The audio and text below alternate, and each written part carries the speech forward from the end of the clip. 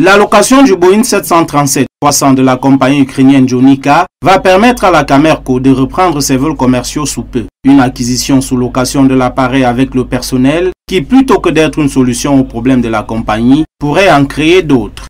Nous sommes contents que l'avion soit là, bien que les pourtours et les contours sont questionnables. Et pour le syndicaliste que nous sommes encore, nous dirons que nous ne pouvons pas prendre des solutions conjoncturelles pour parer ou résoudre les problèmes structurels. Là, c'est encore mettre le sparadrap sur la plaie, sans même la nettoyer.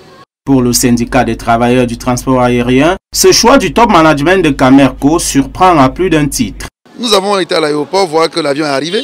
Mais depuis 5 jours, l'avion est au sol et il ne fait rien. Comme si on ne savait pas que l'avion viendrait. Et jusqu'à date, à l'heure actuelle où je vous parle, aucun passager ne peut acheter un billet pour se déplacer avec cet avion. Et tout ça au prix du contribuable camerounais. Figurez-vous que cet avion est arrivé avec un équipage, des pilotes, des hôtesses de l'air, de la maintenance et tout, alors que les travailleurs camerounais sont au quartier. Au-delà de cet aspect humain, il y a que l'état physique de l'avion loué peut être sujet à discussion. On loue un avion de 21 ans d'âge alors que nous avons des avions de 14 ans plaqués au sol. Dans tout ça, nous ne comprenons pas vraiment le sens du vent et nous demandons quelle est la feuille de route qui est actuellement suivie. Ajoutez à ceci l'incompréhension qui existe entre le directeur général et son adjoint dans l'application du plan de relance voulu par le gouvernement et qui instruit en priorité la reprise de la desserte locale par la compagnie.